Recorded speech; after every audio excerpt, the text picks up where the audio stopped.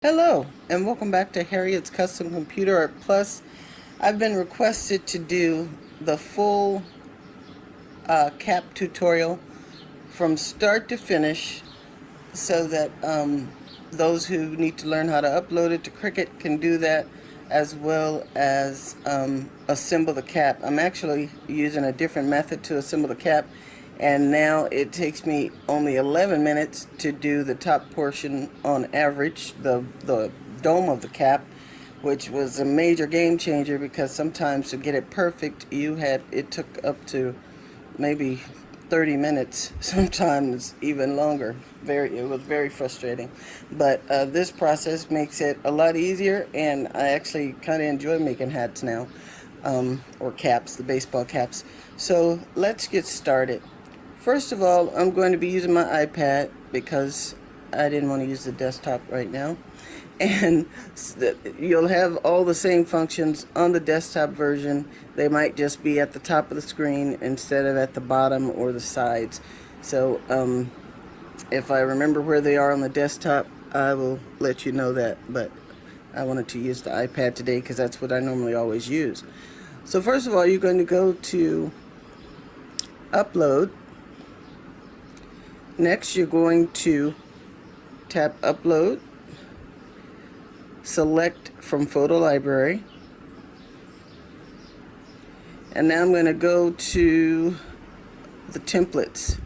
I'm going to upload the first template. Going to hit Remove on the iPad. On the computer desktop, it's already chosen the Remove.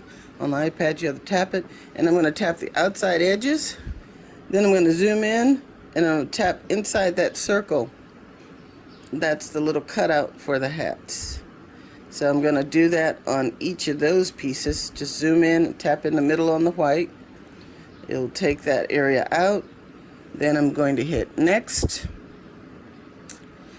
I'm going to choose, it didn't cut so well there, but I can also make a little cut with, I usually cut it in not Design Space. I usually cut it in Microsoft Picture It before bringing it into Cricut, but some people either don't know how to use it or don't have it, so therefore I'll show you how to do it here. So I'm going to choose Cutout, Next, and I'm going to give it a name. So I'll say Cap Dome. Hit tap on the one I want to save, and now I'm tapping Save to save that one. And it puts it here. Next, I'm not going to insert it yet. I'm going to insert them all at the same time. So I'm going to go once again to Upload, select Photo Library. I'm going to go to the next piece. Do the same thing. I'm going to tap on Remove, hit the white background, Next, tap on the one I want to keep. You could smooth it if you want. If you smooth it, I don't know if they offer that on the desktop. I don't think they offer it on the desktop. They might do it automatically, but on the iPad you can choose to smooth the edges so you won't get those jagged cuts that take forever. Then you're going to click on the piece that you want to keep, give it a name, and I'm going to call this one Liner because that's part of the liner visor, I'll say. Oops, guess I should spell it correctly. Then I'm going to save that one. I'm going to go back one more time. I'm going to go ahead and close that. Go back one more time to Upload, select from the Photo Library, zoom up, hit the last piece, which is the base. I'm going to do the same thing. Tap Remove on this one and click just in the white area, hit Next, tap on the cap. I can smooth it if I want. This one's pretty smooth, but I'll just tap it a couple of times just in case. Hit Next, tap it again, give it a name, Base. Tap on the one I'm going to keep because I can always turn this into a cut file instead of saving the cut file. So I'm just going to do it this way. Going to go ahead and hit Save. It's going to save that as the base. Now to bring these in, you tap on as many of those as you want to bring in at a time. I want to bring in 3, and then you're going to tap on Insert. Now that is the exact same, I believe, on your desktop screen or this one. As you can see, the pieces are still in the right sizes. They didn't shrink. I've been getting a lot of responses from people saying, my pieces are smaller than yours. Well, you may have accidentally resized once you put them on screen. Instead of resizing the piece, resize your screen. It's on the desktop, there's a little plus and minus here on the left hand bottom side that you can tap to zoom out so that you don't have to mess with the sizes of the templates, because as I said in the other tutorial, all the templates are already in the right size format. So once you upload them like this, they are ready to go. You could print, sorry, that's my dog, Sansa. You can print these just like they are by group. Well, first you can print it out like this if you want to, but let's cut them apart first. But anyway, if you did, we'll get to that step later. So people are having trouble cutting out this piece. So I'm going to zoom into the screen. I'm going to go to shapes, and you do the same like I said on the desktop. I'm going to go to hexagon because that's a hexagon shape. So now all I have to do is resize this and turn it in the same position as the hexagon in the cap template, which is about right there. You don't even have to get it perfect. I did get it perfect. That doesn't always happen. And now I'm just going to resize that because all I want to do is cut out just that piece. I'm too far in, so I'm going to zoom in some because I want it to just cut out that piece. I don't want it to cut out anything else. So I'm just going to zoom in enough, or not zoom in, I'm sorry, I'm going to resize just enough so that I'm only going to be including that one piece. I'm not as perfect as I thought it was. I need to turn it a little bit. And as you can see right there, you can see I'm not going to be cutting out any of the visor. So I'm just going to slide in from any side where I'm only going to catch those two pieces. Then I'm going to go here to actions on the bottom of my screen. I think on desktop, you just right click in the middle of this and you'll have the slice option in there, if I remember correctly. So now I'm going to hit slice. And as you can see, once I start moving all these pieces, I have my piece cut out very easily, no problem. The rest of the pieces are easy to cut out because all you do, once again, for that little piece, you can make anything. You can make a shape of a square because all you need to do is have it go over what you want to crop. Make sure there's nothing else in the way because you can only slice when you have two pieces. So once you slide down, you're going to once again tap on actions and slice. And like I said before, the Sanda, stop it. Once I said, like I said before, sorry about that. I might have to pause this and get her somewhere where she can be quiet. And now I'm going to get another square, resize that one to cut out this piece. She's a puppy and she's noisy. But once I cut this out, Sansa, once I cut this out, yes, I'm a Game of Thrones fan, so that's where the name came from, in case anybody was wondering. Okay, now I'm going to slice. So I have my square there. I'm going to tap on actions and slice. That piece is loose, and now when I do these two, when I do one of these pieces, both of these will be free. So I'm going to go ahead, make another square. I'm going to resize it so that it's only covering up that part of the base, not the actual piece of the dome. And I'm going to hit slice for the last time. Hopefully I didn't cut out any of it. Looks like I got a little bit, but that won't even matter because you won't be able to tell when the hat is made because it's such a small piece anyway. Alright, but I still want to cut it off that piece. So if you get it right the first time, you won't have to do this extra cut that I'm going to do right now. But I like to leave mistakes in so that you see how easy they are to correct. Now you notice I didn't resize any piece by itself. You want to make sure that you never resize any piece by itself. So I'm going to go to action, do my last slice, and I'll get that little sliver now. Move that away, do my slide over for these and get them both at the same time. So just like that, all my pieces are free. So you can see now, and they're still all in the right proportion. My camera got a little off. Let me straighten that out. I might have moved that. That's probably what I did. Okay, so now in order to resize this, I need to make, I'm working on this as an actual order I'm going to be working on, so I'm going to need it to be medium sized.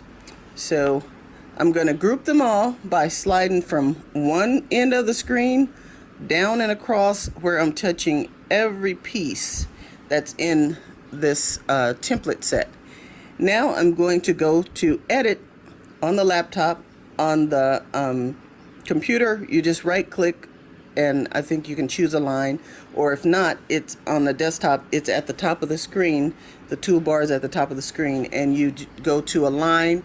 Once you click a line, a menu will drop down, and you're going to choose center, and it's going to do exactly what I'm going to do now. I'm tapping on line on my iPad.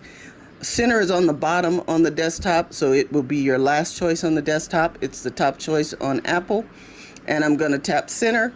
All my pieces are instantly pulled into the biggest piece because the measurement will be based on the biggest piece, which is the base. So that's the only thing you need to resize. Now, some people might be having difficulty because they might accidentally tap out of the screen, and then when they tap back in, they're not grouping everything. Because if I tap back in, I'll show you.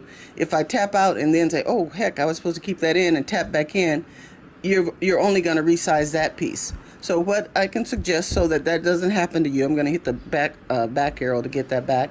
What I suggest, when you do your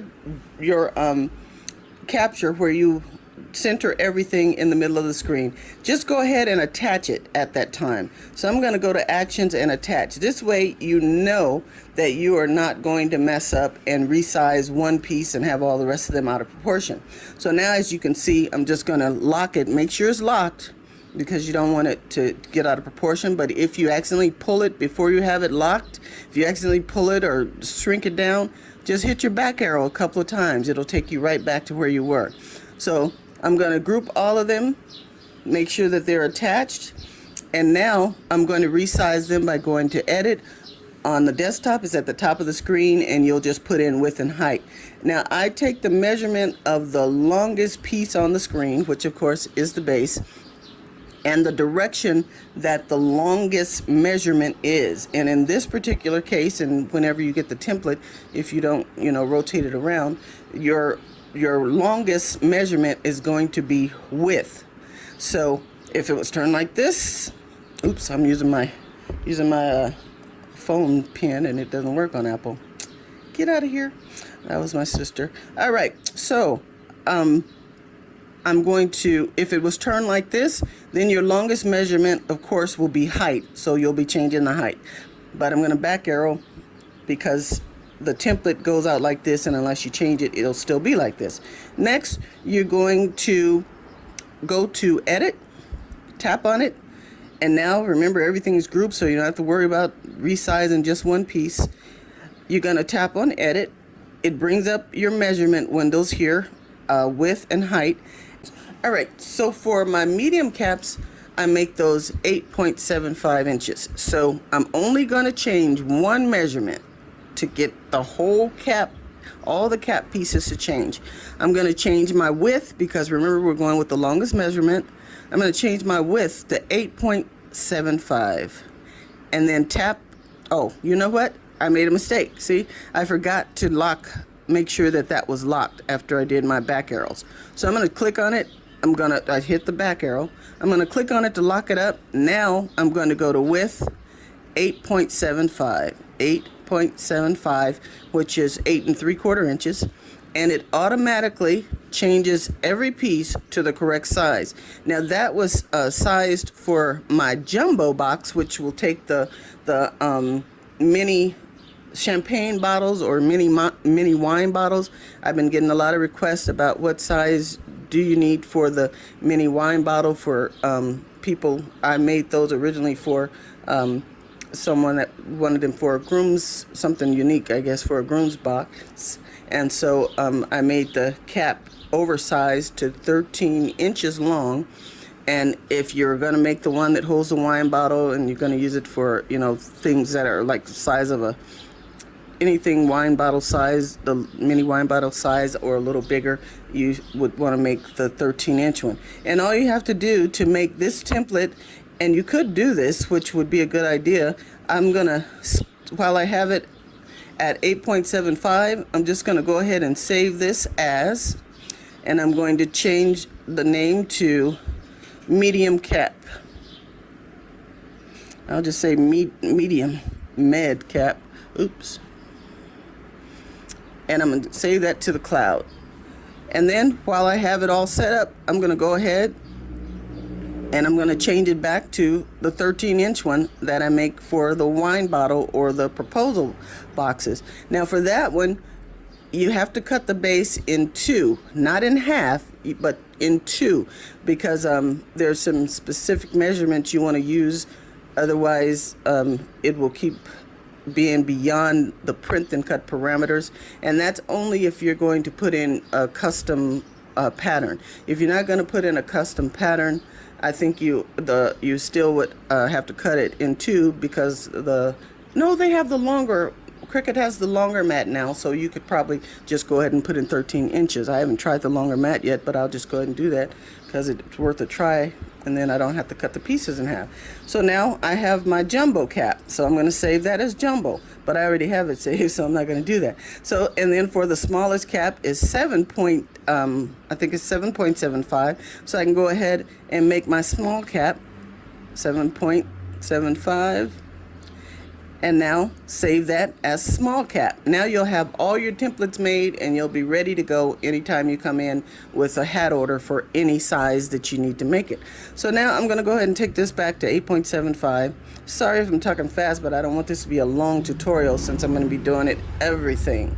Alright, so I took it back to 8.75. It automatically gives me the height that I will need.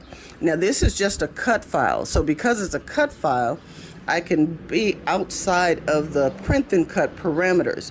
If I was going to put a pattern in this, then I wouldn't be able to be outside of the parameters of the print and cut. But what I do is I print my own cardstock. So if I was going to do this print and cut, this as a print, well, you couldn't do it as a print and cut. If I was going to do my own pattern for this, like this is paper that I've printed for one of the cap projects. I go in and print my own paper or pattern it, put any kind of pattern, or you can put people's faces on it, however you want to do it. You print your paper out first, and then you don't have to be within the parameters of the print and cut. Or if you're using the cardstock from Michael's or whatever store that Papers Plus or anywhere like that go up to 12 by 12 inches, then you wouldn't have to worry about cutting it. You could just use these measurements, 8.75, 6.92, and you wouldn't have any problem. But if you're going to do your own patterns, you'll need to print those out first, and then you could cut them out just like you would if you bought the cardstock from Joann's or some other place. All right, so next I'm going to tap on it, and now we're going to go back to actions, and we're going to detach. Now when I tap on the screen again, I have all my pieces separated. But the good thing is they're still all in the right proportion. So you're ready to cut these on your colored cardstock or the cardstock that you printed yourself. This one I'm making, what is this one? Oh, I'm making, actually I'm going to be using yellow today for this tutorial because I'm making the new Washington Redskins new cap, which is all yellow, or one of them, the one that I found on the internet is all yellow, and then just the logo with the giant W is their burgundy color. So I'm going to be using these. I printed these in advance so that I would have them ready to go when I get ready to cut them on the Cricut. And I won't show you the actual cutting on the Cricut because I think everybody probably knows how to insert their mat into the Cricut at this point. If not, let me know and I'll do a tutorial on that, but I'm pretty sure everybody has that. So all I need to do now is look at all my pieces and see how many of each I need. So I need 2 of these. So I'm going to go to Actions, Duplicate, and I'm going to tap once so that I get 2 of these. Now on the desktop, you're going to just right click in the middle of the image and then the drop down menu, choose Duplicate. I need 2 of these for the bib. Now some patterns use 2 different sizes of this little visor portion or the bib of the cap. I use the same one for both because all I'm looking for is the stability and the on the base of the cap. So it doesn't matter to me that it is not 2 different sizes. If you want 2 different sizes, then definitely go with a different template. So I need 2 of these, and I'm going to hit duplicate again, so I get 2 of those. I need 6 of these pieces, so I'm going to make 5 more. So 1, 2, 3, 4, 5. Oops, I don't think I hit the 5th one, the 6th one, to make the 6th one. And then I need 1 more. So now I have 6 of these. And what I do with these, I line these up on top of each other because I mentioned in the other tutorial that sometimes if you don't set up your pieces the way you want them, Cricut will put some on like different pages that could actually go on the same page. Oops, let me zoom in. It could actually go on the same page, and because you didn't put them together, it put them on different pages. So I'm spacing them far enough apart so when it cuts, it'll cut completely through. Now I'm going to choose all 3 of these and I'm going to flatten them, or you can attach them. Either way, it's going to work. I'm going to do the same. Sometimes I just make the 3 and then I just duplicate those 3. So I'll go ahead and get rid of these because I just duplicated the one I had already set up. And now I have 2 sets. For this piece, I only need the 1. For this piece with the cutout, I only need 1. And I'll go ahead and turn it this way. But what I usually do, I'll turn one of these upside down and one right side up. And I move them close enough together. Let me zoom in. And you notice I'm never resizing a piece by itself. I'm just enlarging the screen, zooming in and out so I could see what I'm trying to do. So I usually put 2 pieces together like this, and then I'm going to attach that so that this piece will be on a page together. Now, if you're making a hat all the same color, I would leave all the pieces loose because you can move them around to different mats so that you can fill in spaces that are empty on some of the mats. And so that's what I'm going to do. But this is what you want to do if you're going to be cutting like on regular cardstock, the big 12 by 12. You can easily do it this way, or I'll show you. I usually leave them separated so that I can move them around to where I want. So I'm going to detach that one. Once I get detached. Oh, or did I flatten that one? Oh yeah, they're detached. And I'm going to go ahead and detach these 2 so I can show you how I move them around and set them up on my boards so I don't have to do so many mats. So I'm going to click on that, go to Actions, and hit Unflatten. Yeah, I flatten those. And I'm going to do the same thing with that, unflatten it. Oops, missed unflatten. There we go. Why is that one still together? I'll unflatten it too. I don't know what's going on, but this version, I had never had problems with this version of Design Space before, but they did a couple of updates and now they have a few glitches to work out, but I'm sure they'll get that taken care of soon. Alright, so now I have, oops, I'm going to back arrow for that so I can keep it in the same format. Then I need 5 pieces of this one. We only need 1 of the back pieces and I need 5 of these. So I'm just going to hit duplicate 4 more times. 1, 2, 3, 4. So now I have 5 of these pieces and I have 1 of those. Now we're ready to make it. So all I do is hit make it. Oh, hold on. I must have something where I shouldn't have. Oh, this is the 13th. So now that I have all my pieces separated, I'll be ready to go to make it. So let me make sure that all of my pieces are within the right size. I'm going to center them again just to make sure. And this is not a print and cut. I'm going to cut them all. So I set it up as a print and cut so that if I wanted to change these out, I could easily. But and now if I went to make it, let me group these. If I went to make it, so now I have all of my pieces. Now remember, right now these are still set up as a print and cut. If I tap on one, you see it's showing here in the corner, print. I keep moving this, sorry about that. You see right here in this corner is set up as a print and cut. So if I were to hit make now, it's going to say the project is incompatible because I'm outside of the print and cut parameters. But I just want to use these as cut files because I've already printed my cardstock, or I already have the colored cardstock from Michael's or another store.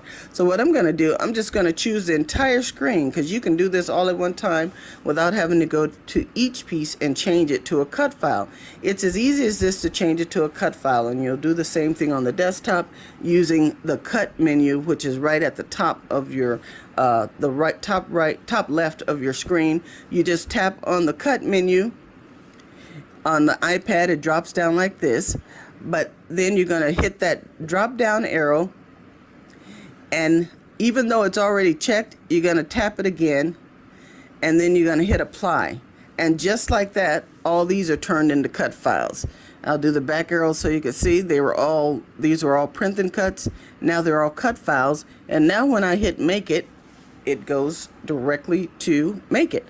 So as you can see, I have a lot of space left around here, and I want to try to cut out as many matte changes as possible. So what you're going to do, I see I have space here, so I'm going to tap on one of these, like this one or this one. This one is a good one to move around to the bigger pieces because they're so big. Some of these wider dome panels or the dome pieces won't fit. So as you can see here, once I tap on this screen, I have the three little dots. So I'm going to tap on the dots, and I can either hide. Is that my pastor? No. I can either hide the selected picture if I have like too many on there, and I think I want to print on smaller paper, or if it's not set up the way I want, you can hit hide the selected piece, and it'll hide the piece and it won't cut that piece. But down here, when you're ready to bring it back, in case you say, oh, I needed that anyway, you just tap on that little eye, you'll see the piece, tap on it and choose unhide, and it's back. But for me, I want to move it, so I'm going to tap on that piece, I'm going to tap the three dots, and I'm going to say move object. It shows all the mats except the grayed out one is the one that I'm moving from, but all of these mats are active, so I can switch to any one of those. So I'm going to tap this one, and then don't forget to tap on the piece again, because if you don't, it will move both pieces together. And now I'm going to move this down. I'm going to turn it any way I want and slide it where I want to try to take as much space, leave as much space as possible to move more pieces. Now I'm going to go back. Now this process is tedious because every time you do this, once you close this out, if you go back in to make it again, you're going to have to do this again. But it's worth it not to have to put in 15 mats when you can break it down to just a few. So once again, I'm going to move this to the same one, tap just that piece, rotate it, slide it close to the other one but not touching it, and I'm just going to keep doing that and fill this with as many of these pieces as I can so that I won't have to change out as many mats. I'm going to tap it, turn that sideways. I can barely get one up there, but I'm not going to take that chance. Actually, what I could do, I could turn this piece around, and then just because that's touching, it wouldn't be a problem, because this part is is covered anyway. So if I had to snip that with scissors, that wouldn't be a problem. So if I can get an extra piece in there doing it this way, that works out great, because that's a straight line back there anyway. And the piece, let me go back, sorry, hit the wrong one. I'm still trying to work on that first one. And all you do, if you accidentally move to the next one, you just look on your layers panel here and just tap back on that first one. Takes you right back there. So now I'm going to go once again to that last sheet, and I'm going to choose this piece, move it. I'm going to move it to that same board, tap on it, rotate it, and move it into position. Then I can get one more piece in there, and I only had one more piece left on that whole board, which is perfect. So now this board, that's one mat rather, that I won't have to put in. So I'm going to move the object to the same one, see if I can get it in there. If not, I have plenty of other places to move it to. And this is really useful if you're going to be cutting out a lot of these hats like I've been doing. Father's Day has really kept me busy. So now I have 5 on there. You see one is on this mat, but I can either leave it there or see where else I can put it. So now this mat won't be included when I choose make it. It will, any mat that's empty, that mat will disappear once you go to make it. So now I'm going to go here to see these pieces. And I'm going to be cutting, as you can see, on 8.5 by 11 inches. Now, if you click here, let me click out of that. This is actually showing one of the glitches I've been having. Usually if you click that, it would allow you to change your paper size. I could change it from 12 by 12 to 8.5 by 11. But since it's not letting me, on previous apps it did, so for some reason it's not on this one. Or is it over here? Okay, it's over here. So if I tap while it's over here instead of there, I tap here, it gives me all the sizes that it's saying that it's recommending I use. But I can use 8.5 by 11 even though it's not here, because I know that these pieces fall within the size. As you can look at this, which is the biggest piece, if I zoom in, you can see that it stops a little beyond 7 inches wide, and it's less than 11 inches long. So I know that'll cut on an 8.5 by 11 sheet of paper, even though they don't give me that option. So what I would do, if I was just going to cut just that piece, this is the setup if you have the 12.12 sheets of paper. You could set your templates up like this. But since I don't have that, let me make this go back up. Why isn't it? Oh gosh, come on now. I'm just going to change it to something just so to change, and I'll take it back to 12. But it used to respond better, but like I said, I'm sure they'll get that fixed. So since I only have the 8.5 by 11 inch paper, I can either do it this way and then put my sheet of paper in with going to the 11 by 8, but it might just be easier to just flip it and do it the other way. So I just put that in one corner, and I know that when I put my 8.5 by 11 sheet there, it's going to cut it correctly. I like having the flat end out so that I make sure I have plenty of room for the front of the cap.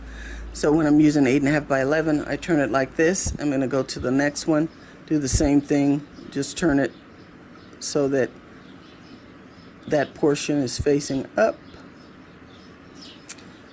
Go to this next one. I just have to move it down. So I'm just going to turn it this way and move it down. Now with these, I believe I can change it to 8.5 by 11. Yeah, as you can see, when I tap on it for these sheets, I can change it to 8.5 by 11. So it's switching everything for me to the 8.5 by 11, because this is a smaller template. So when I set these up, I'll usually just pull it to the middle of the page so that I make sure that none of the image is going to be cut off. So I'm just going to tap in each one of these. But for the smaller pieces, I will put more than one on a page. So I'm going to rotate that a little bit so it's a little more straight. And then I'm going to tap on this one and I'm going to move it to this sheet because I can print both of those on one sheet. I'm going to drag it down, rotate it, put it here. I usually put the little dot on there as well. You see if there's that one. So now that one will be empty. And that's another glitch I noticed in this new update on the iPad. Whenever you move the pieces from the one that had the little, the small button size hexagon, it disappears from the mat completely. So I'll just cut those separately because I don't want to go out of this because I already have it set up like I want. So you might want to, when you have that piece, you might want to already add it. I'll do that just so I can show you guys. Because as you can see, none of the mats have that little piece on it. And that's the button piece. So just so you all won't get confused, I'm going to go back to the canvas and I'm going to take that little piece and I'm going to attach it to, this one, this visor piece. Just put it inside of there, and now I'm just going to choose both of those, go to actions and hit attach. Now I'm going to go back to make it.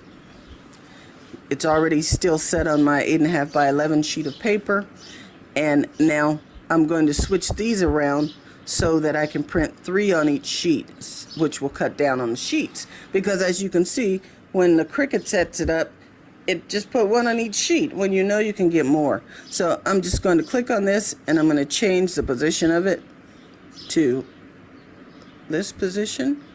Then I'm going to go to the one beneath it, choose to move it. I'm going to move it to the one that I just turned. Tap on it, turn it as well. Move it to a new sheet. So instead of printing the sides of the dome on 6 sheets, I'm going to just have to print 2 sheets and it will have all 6 of them. Tap on it again, rotate this one in the opposite direction and drop it in the middle. So now this sheet will be cut out, but you can't erase it. It will automatically erase when you go to continue. So I'm going to go to the next set and do the same thing. I want to turn these both in the same direction. I could have turned them both this way since that one was already like that. But if you feel like it might get confusing, just turn them all the same way. I'm going to tap this one and move it. And where's my 2 people? I mean 2 sections. All right, and I'm going to rotate that and put it in. Now, of course, if you already know how to do this portion, skip through, scrub up to where I'm actually starting to assemble the cap. On this one, as you can see, I can get some more pieces in there. So I'm going to go to this mat. See, my dot is back. Why didn't it attach? That's been happening, like I said. It didn't attach. It should have attached in the previous versions. It would have attached, but at least it's still there. So I'm going to move it while I have it. And I'm going to still put it the same place I would have had I had it attached it like it was supposed to. If you're having glitches if you're using your iPad or even the desktop, if you just close out and come back, open it back again, when you choose on new project, it will automatically say, do you want to replace what's on screen? So it'll save what you were working on, which is a good thing. And then you just choose to keep the screen that you're working on, and you'll be back in the project you were in. So if you have to close out because you're having these crazy little glitches, all you have to do is open up and you can get right back to where you were with the image or the template you had on screen. Alright, so now I'm going to go back to these pieces and I'm going to move these pieces. So I'm going to hit move object and I'm going to move it to this page. There it is. I'm going to tap it again so that I'm just getting that one, and I'm going to fit it there. So that's as many as I can get on this page, and then I start looking at the other ones that are kind of close together, and I want to make sure that they cut completely separate, because at some time I had it too close and it cut the pieces where I still had to snip them with scissors, and I don't feel like doing that. So I'm just going to move them around because all this gray, dark gray area is free to move. I accidentally tapped it with my finger. That's why it changed screens. Alright, so now all of those will cut apart, and I still have this one piece, so I'm just going to move it to one of the other pages, and I can move it to this page. Tap it, rotate it however you want, and as you can see, I could have fit two on here if I turned it the other direction. Actually, I think I could have gotten it just like that. But alright, so now instead of all those sheets, now we have 1, 2, 3. So we were able to get rid of, look how many sheets we got rid of. 1, 2, 3, 4, 5. So that's 5 matte changes you don't have to make now. So now when I hit make it, oh, I guess I should turn on my Cricut. Now when you hit make it, you'll get this screen. It will look for your Cricut, and it's a good idea because Cricuts have gotten pretty popular. It's a good idea to know the number. If you can't remember the number of your Cricut, write it down someplace, because someone that lives near me got a new Cricut one day, and I logged on to theirs and I couldn't cut anything, and I was ready to throw my Cricut through the window. So make sure you know your Cricut number so that when that happens to you, you don't have to freak out and think your Cricut's broken. You just signed into your neighbor's equipment. So this is my Cricut. Thankfully I was using it alone and remembered it began with a 9 when that happened after about 30 minutes of wondering what the heck was going on. So to prevent that from happening to you, just remember your Cricut number. So now I'm ready to cut my pieces. I'm just going to load these on my mats and cut them, and then we'll be back to start the assembly.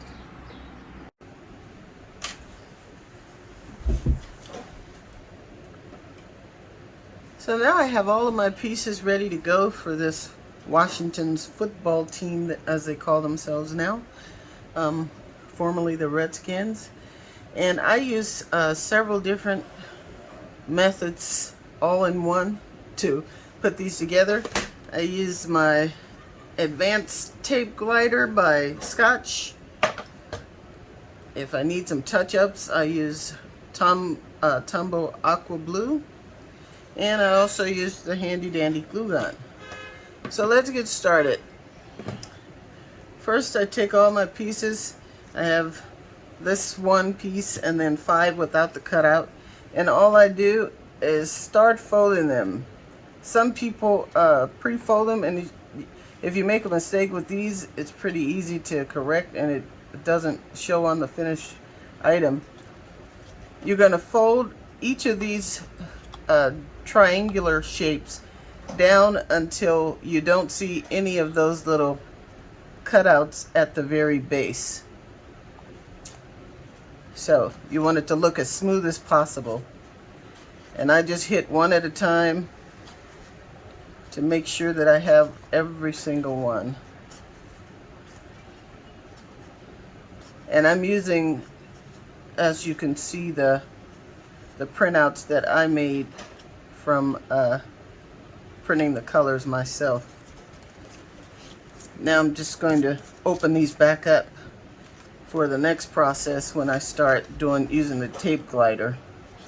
And the tape glider has cut down making the cap domes or the cap tops or the box top down to about 11 minutes on average, when it used to take with the hot glue or the Tombow. Tombow would take even a little longer, but with the hot glue it would take about sometimes 30 to 40 minutes to get the entire cap box top done if you were trying to get it lined up exactly perfectly on your seams. But now being able to use the tape glider does it much more quickly and does an excellent job of making all of your edges look nice and crisp and clean.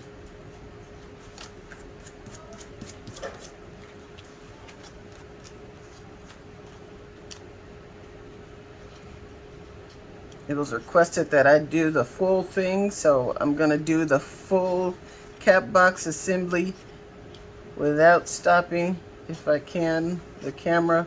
If you need to move to ahead in a farther step, just fast forward in your YouTube video. but this is going to be the long version of putting this hat together. Quite a few people have requested that.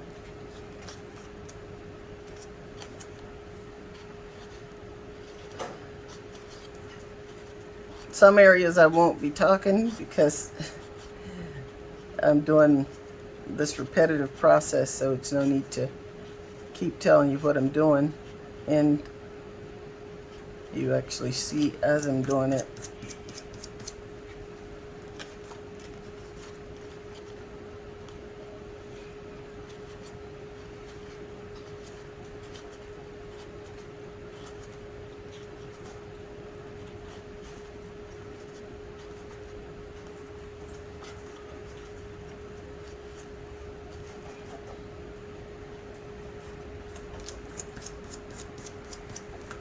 And I did go ahead and add a score line to these. I think did I still have it in there? Yeah, I think I still had my scoring tool in just for this line, because the other lines are already easy to do.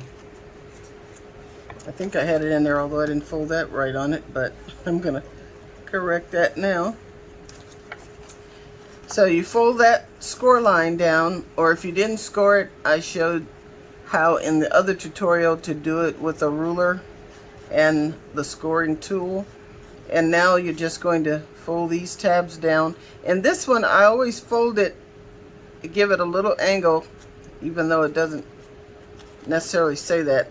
I give it that little curve at the top as well, because it pulls in the base. Sometimes if you make your cap a little too snug, it'll bend this portion in once you put the cap on. So I always curve that one in a little more so that it prevents that from happening, and you'll have a nice base that is formed correctly for your project. And with these, you're just folding them in the same thing to the complete indent right here, so that you have it completely covered. And then I just fold it in a little more at an angle like that, so that it makes it easier for the top portion to fit on.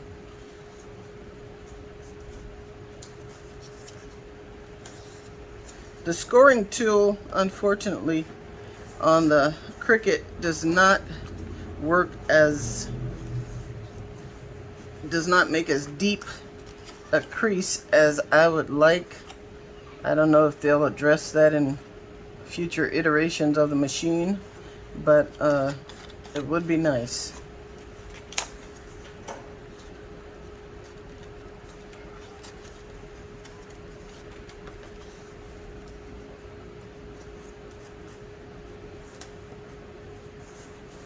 You could of course do it without scoring it at all.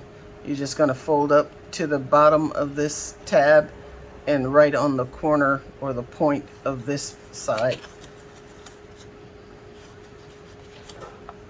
And I'm doing these just a little slower than I normally do, just for those who, you know, might have had some difficulty seeing what I'm doing.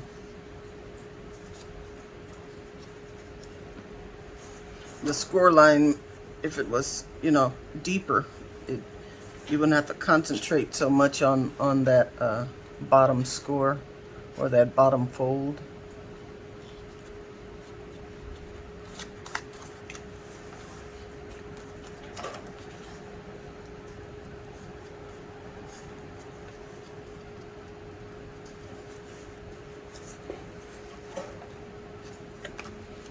I'm having to correct it a little bit because it didn't score as deep as I would have liked.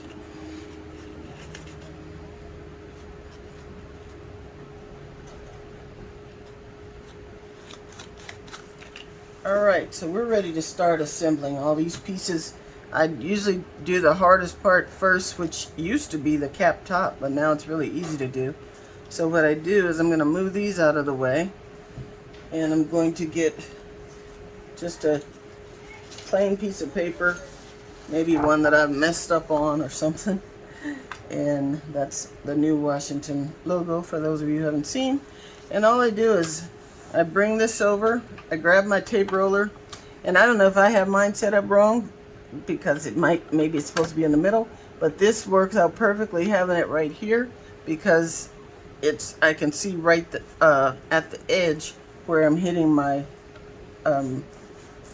my little cutout panel here. So I usually start a bit above it because the glue normally starts a little after you roll it. So I start about right here, and then I just roll down trying to stay with the curve of the fold or trying to line it up with the end of where these indents are. Then peel that up, pushing it that way so that it picks up all the tape. Set it aside, get the next one. Do the same thing. This is so much faster than doing them point by point or triangular tab by triangular tab. It's so much faster. And then I check it to make sure that I have that first point completely covered.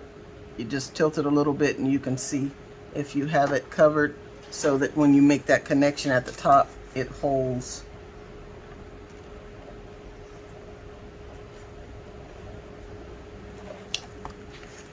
On the bigger ones, I'm able to roll faster, but since this one is a little smaller, it's a little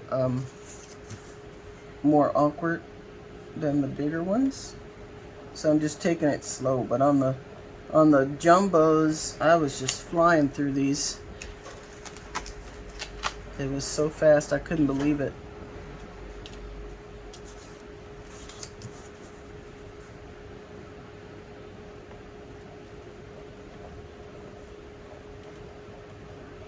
And this tape roller is so smooth. It's really easy to work with. Except sometimes I forget to press the trigger button and it will not move or it'll drag, so you'll realize what you're doing pretty quickly and get used to doing it the right way. I try to, if I get any sticky spots where the glue stuck to the paper, you can just roll them off and throw them away.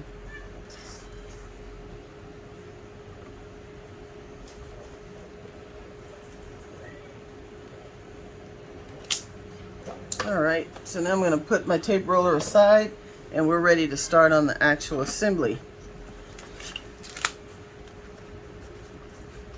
So what I like to do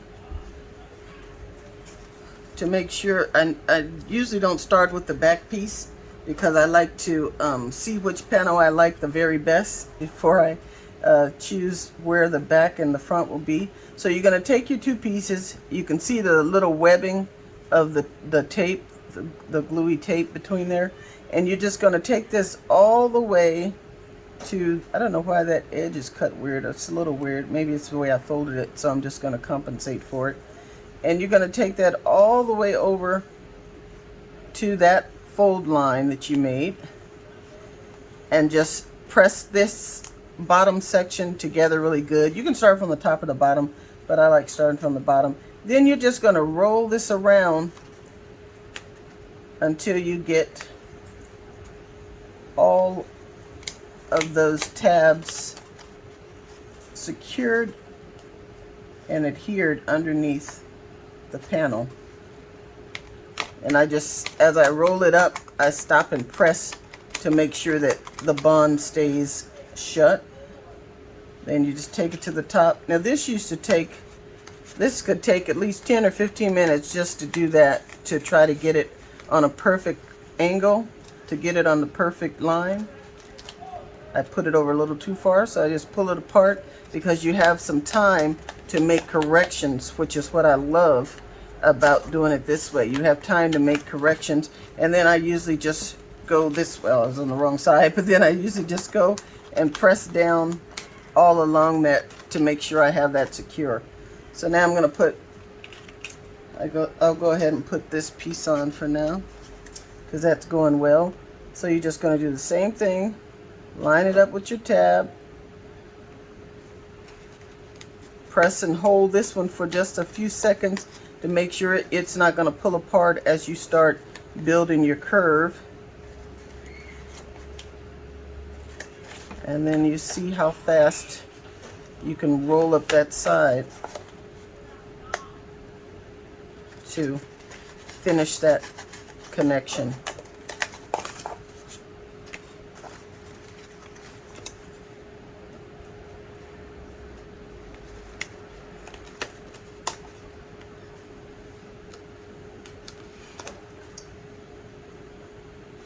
I think some other people had mentioned they were using a tape roller. I hadn't heard that, unfortunately, but I had so many caps I had to make the other night. I said there's got to be a better way, because I had said I am never making another one. I'm tired of all the precision you have to get them together and make them look perfect, as I tend to be a perfectionist. So it's just so irritating to not have it perfect. And I said I'm done. And so first I tried glue dots. That worked, but it was just like putting glue on each tab. It was taking a long time. So I said, no, that's not going to work either. And then I looked over and I saw my Scotch glider, and I was like, let me try this. This might work. And boy, I had that whole top together within 11 minutes. I'm going a little slower right now so that to make sure that you can see every step that I'm making. But I literally had finished, at least, I think I had finished 9 in maybe a little over an hour. I was going so fast, so I probably got my average up to beyond 11 minutes. I definitely did, because I finished 11 proposal cap tops in a little over an hour. And as you can see, this used to be the hardest piece to put in. I dreaded getting to this point. Now it's a little cumbersome, but it's much better than it was.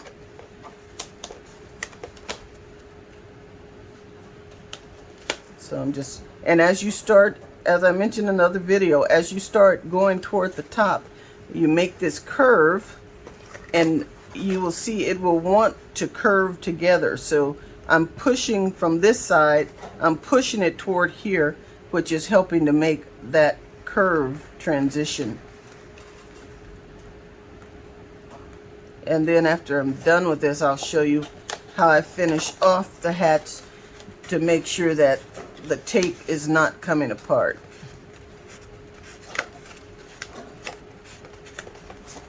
And you get a much better inside. The cap top looks really clean. Okay, when you get to this point, now you want to carefully fold that under so that you can start adhering these two panels. So make sure that it stays under there so you don't get any extra bends and folds in your cap that you don't want. It gets a little cumbersome, but eventually you can get it there. So I'm just curving it together. I'm trying to preform the hat the way it's going to end up by doing it this way. I'm pushing with both my thumbs in the opposite direction so that I can line up that one joint. Then I'm going to start slowly building toward the top of this dome. At this point, it becomes a little cumbersome because you have to put a finger under and a finger over to get it in place. And then when I get to this section, I hold the tab underneath and pull it toward this side while I'm pushing this over so I can get it to the right spot. And it adhered down here before I wanted it to, so I can easily pull that up a little bit, just like that. And that won't mess with the permanent bond at the end. So I'll push it over, and I'm going to press. I was trying to clean ink off of my mat from a bad print, trying to print some adhesive to make something, and I got some ink under my nail, so it looks terrible, but I promise you I'm a hand washer and keep my hands clean when I'm making items. That was just some ink that I was trying to scratch off my mat. Alright, so once I finish, I just do like this so that I can make sure that all my tabs are attached. And like right here, I didn't get any glue on that first tab, that would be a spot where I would either use a little hot glue or Tumbo. In this case, I think I'm going to use a little hot glue because the Tumbo, that's such a awkward little spot to get into. So I'll just put a little hot glue there, and then I'll pull it over and seal it under there, just like that. And you have your top. That's looking a little weird from the, I'm not sure why that's looking that odd, but we'll work it out in the end anyway. Because sometimes if it cuts, if my little button doesn't cover that whole area, which in this case it will, sometimes I'll just cut another button just a little larger to put on. So I'll sit that to the side, usually until I get my base going. But I'm going to go ahead and show you how I finish it off inside, just to make sure these don't come apart. So I take my glue gun, and all I do is make a circle on around each of the top 2 tabs in this part. So I'm going to go ahead and do that, and then I'll show you what it looks like afterwards. And that makes sure that the tape doesn't start to come apart in those areas. So you see how just make a little circle on those, and then to make sure that the bottoms don't come out, I just put a line of glue over the first 2 tabs on this portion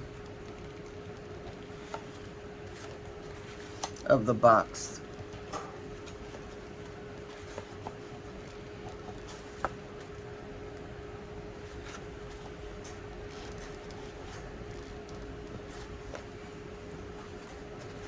So I'll turn it so you can see those.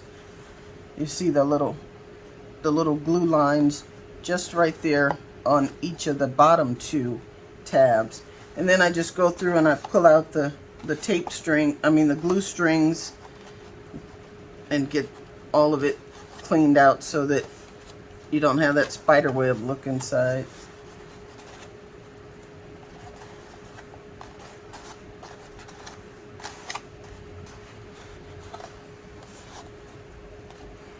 And now we're ready to move on to the next piece. So I'm going to sit this to the side.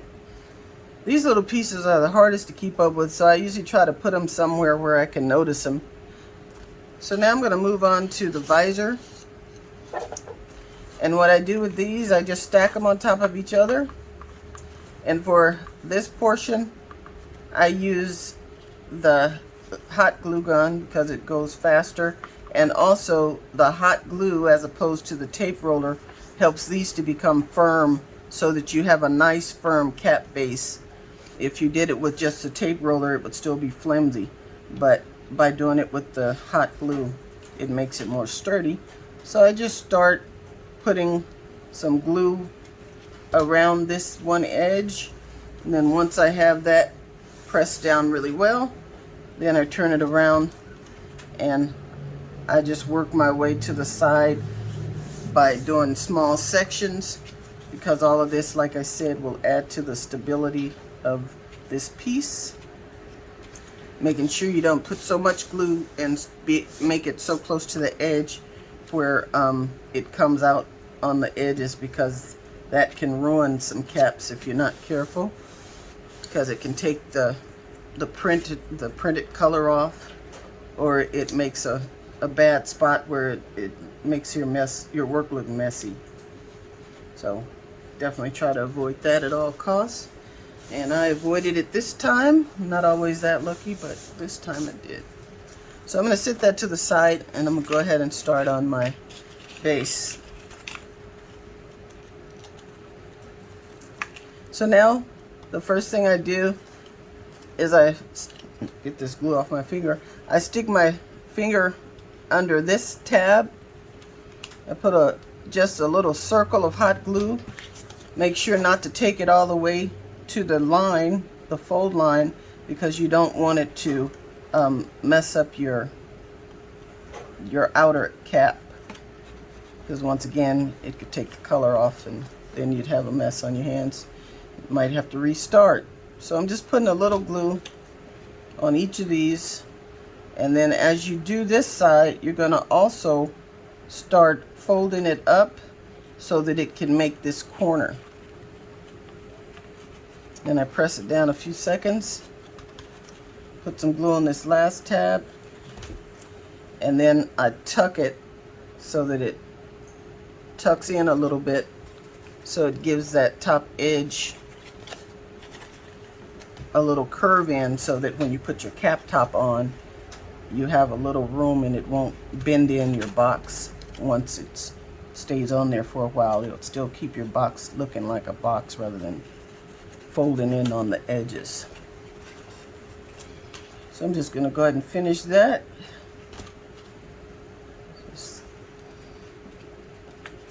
So we can move on to the finishing up the base.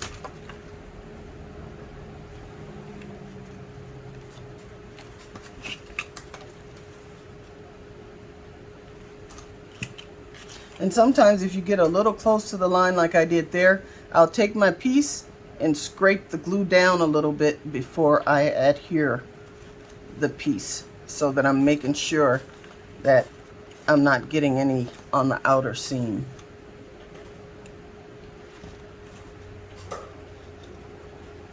That time I got it on my finger.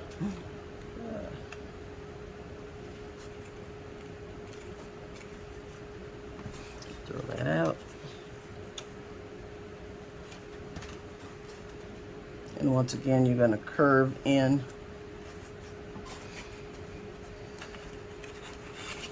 I need to put a little more glue down here because I held it a little too long before I attached it, and the glue cooled off.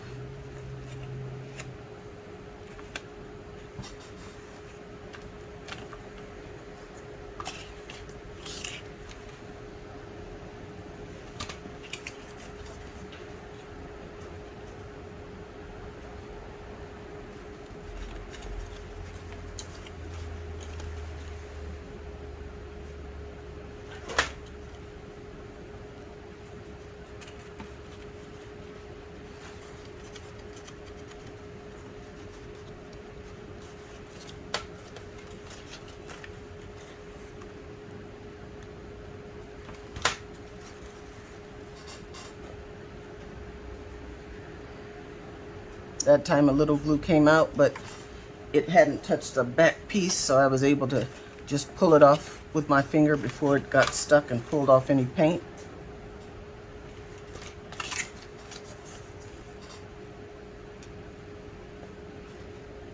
And you're just going to line this up all the way to the crease, but don't go over the crease, because sometimes if you do that, it'll make a place where the hat catches when you're taking off the top of the box.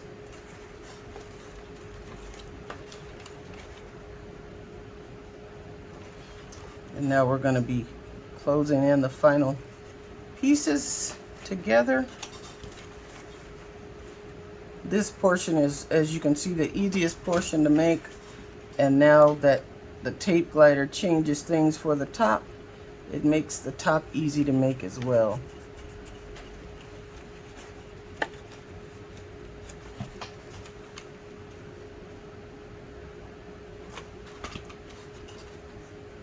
I don't have the best lighting right now. It's starting to get dark here in San Diego. I didn't put glue on there. It's starting to get dark here, so hopefully if it's showing up too badly, I'll probably have to redo it, but if not, we'll keep going.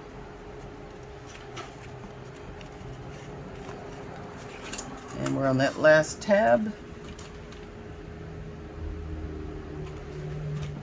Got some glue on there that time. All right, so now we have this portion. I usually just go through and reinforce the fold here. Then I check to see if I missed gluing any spots. And if you missed a little spot there, you can use some hot glue, or most of the time when you glue it to the base, it'll firm up anyway and be a good hold. So now we're going to set this to the side. And we're going to grab our base. For these two, I stacked them by using the flat end so that they line up perfectly. And sometimes, because I use two of these, if you have a printer that uses a lot of ink, you don't have to make this one colored because it's going to be covered anyway. So you just have to make sure, if you're going to use it as white, that you make sure it's not showing. But I'm using the Eco tanks, so I don't really worry about the ink because it holds up so well, prints so many pages. All right. And I start from this end because sometimes after you finish gluing, if you start from this end, by the time you get here, because you're using the hot glue, sometimes it will have kind of shrunk it back a little bit. So I start from this end because this is going to be totally covered anyway once we put the rest of our base together. So I start at this end to make sure that I have it perfect. And it might take a few stacks to get it that way, but now it's good. And I just hold it with my thumb, and then I run some glue. Oops, I guess I need to put some glue in there first.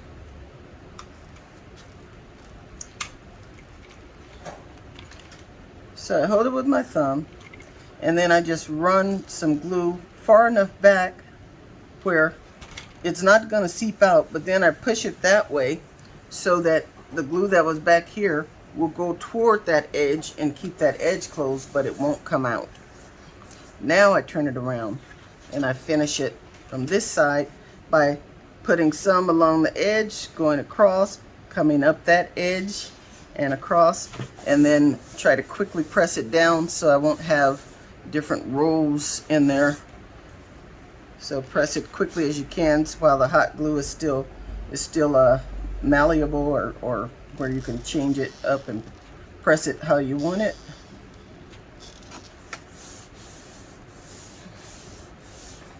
And I just keep doing this all the way until I get this whole base section together. And as I said before, this makes your base stronger.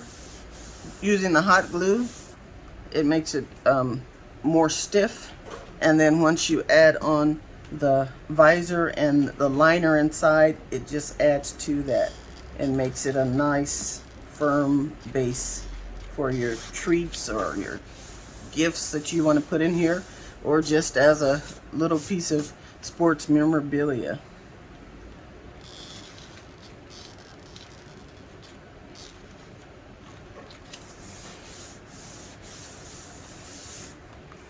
And one more section should do it. Make sure, remember, you don't go all the way out to the edge, but then I press it back that way to make sure that the glue gets that entire base glued. And see, now you can even hear how thick that is, whereas with this one, you can tell it's softer, but this is nice and thick. All right, so next thing I do, I put this base on. And since of course you can't be perfect, what I do is first I size it up and see which sides will make the best connections. Also check the front. Make sure you have a good front view in case the box is opened. You put your best side forward. So let's see which one I like. I think this one. I like this side the best. So hopefully it'll line up good. And yes, it is. So now for this one, I take some glue and I do the same thing. I put it up from the edge, and then I bring my base down. And while it's there, I quickly check my sides to make sure everything is lining up on both sides. And we're looking good. You have a little time, if it's not, to push it back a little. And then I run my fingers across it to make sure it's attaching. Next, I'm going to run glue down this side and just up to this point. And I'm going to glue that side down.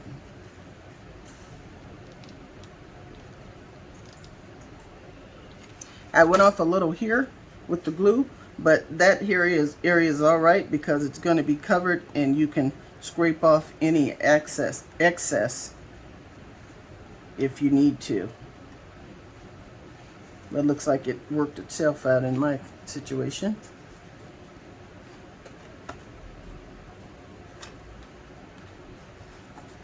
And you have a little time to make any corrections with those sides as well, which is nice.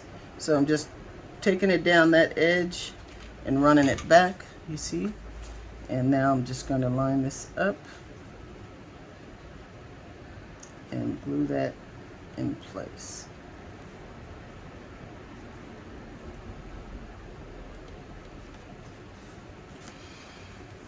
All right. See how that's looking? That's looking good. My sides are looking like they're going to line up perfectly. So at this point, I take this piece for the visor and I line it up with the front of the cap. And once I have it lined up, I gently lift this side and run some glue down at that point. Once I put some more in there, I should have used my longer glue sticks so I wouldn't have all these breaks. So once again, I'm lining, making sure everything is still going to be lined up, and I've run some glue around near the edge but not coming out.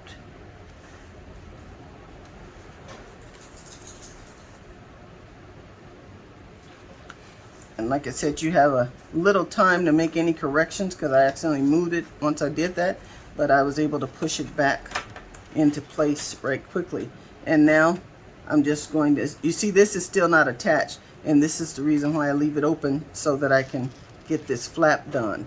And I just put some glue back in the back and then run along these edges to get the visor in place. And last, I'm going to hold up this side and just get some glue inside of there to finish this side off, just like that. And we have our visor on.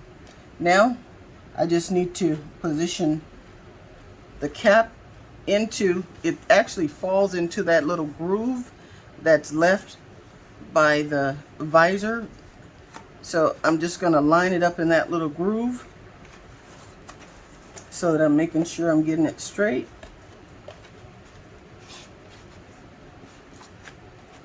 And I lift that front flap and fold it again so that I can make sure that I'm getting it in the right place. And I'm just going to run some glue right under it, but not enough to run out the front. It's okay if it comes out the back a little bit, because that's going to be covered with the liner of the box anyway. And then I just run across that with my thumb to make sure it's in the right spot. And press. And now all we have left to do is to finish this portion here that we didn't glue down, just the front portion. So I'm just going to, it's kind of awkward to do it on camera, but I'm going to lift it up and just put some glue under there, press that down. Do the same thing on the other side. Lift it up, put a little glue there, and press it down. Get rid of all my strings out of there.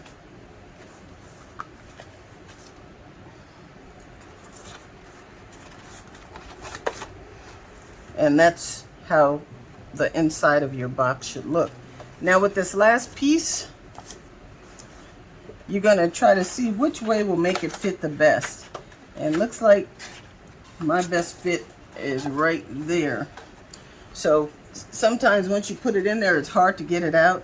So I use like a Cricut tool, with the little hooked Cricut tool sometimes to pull it out. I'm trying to find mine, not sure where I put it.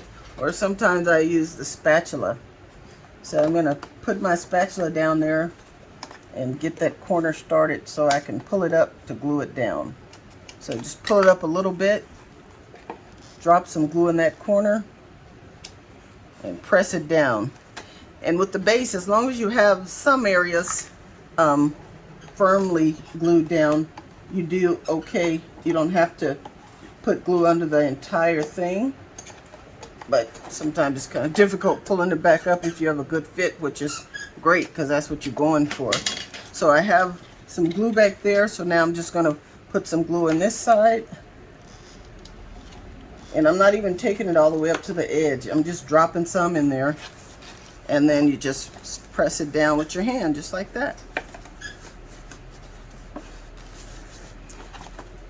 So now you have a nice lined box. So next, I put the top on to see how my fit is working. And that's looking perfect.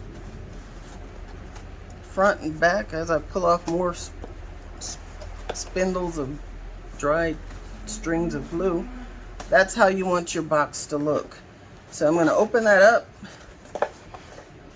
and now we want to add our W and the top. Before I put on the decal, I'm going to set that to the side.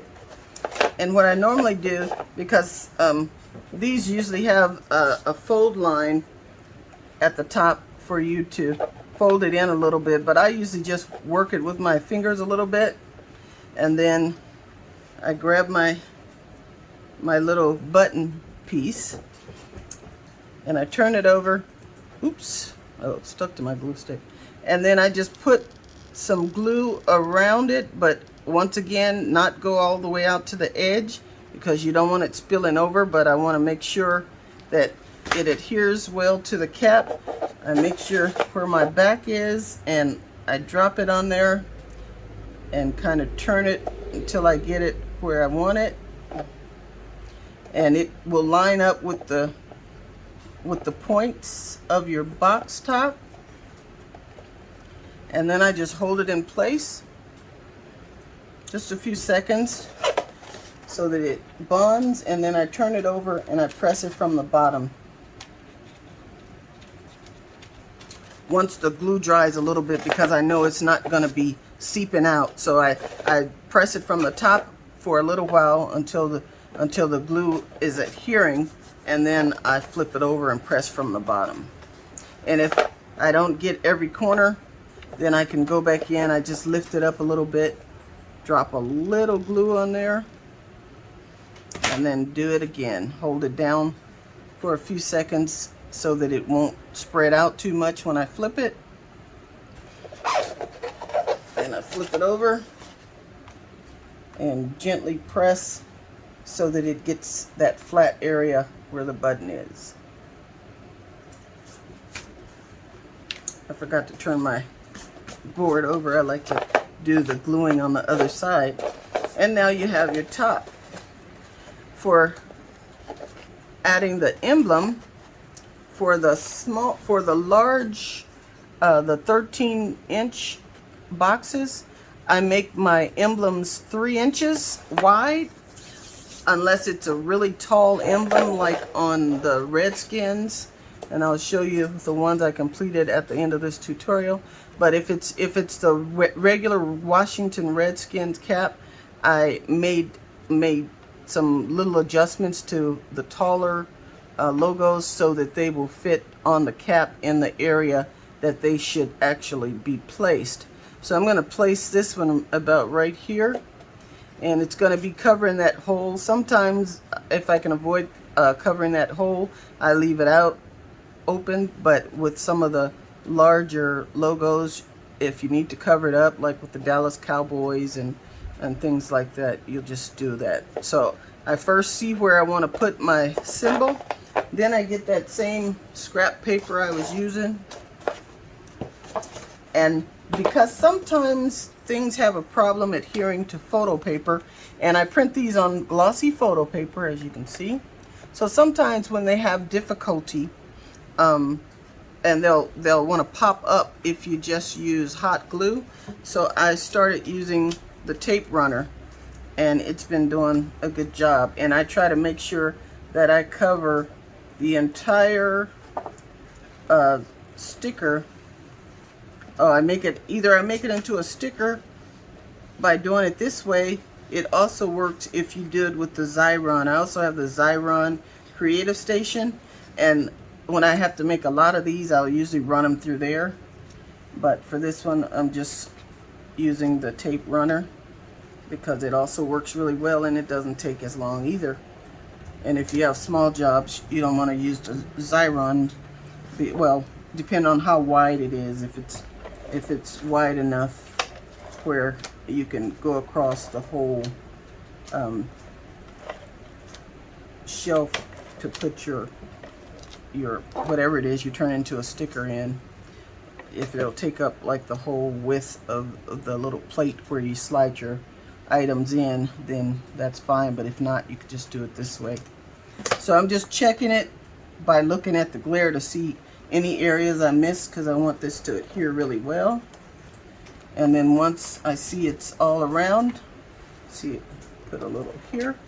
Once I see that I have glue pretty much all around, I'll put my runner to the side, move this out the way, make sure I always know where the back is, and then I lightly kind of hover over the area where I want to place it first and make sure I have it centered, and then I just kind of lightly press it so that I can see where it's going to end up and make sure that it's nice and straight like that. And if it's nice and straight, which I think I need to come over a little bit so it works, since I didn't press it on there hard, I just kind of touched it against it. It gives you some time to shimmy back and forth until you get it right where you want it, and making sure that W is straight. So once I get it perfectly in the middle, and I think that looks pretty good, instead of rubbing it like this, which might bend the cap, I lay it on a flat surface, and then I just work it on by just sliding my fingers through the cap so that it just rocks the label on there, and I don't get a bend in my cap top where I don't want it. I do that pretty good to make sure it adheres really well.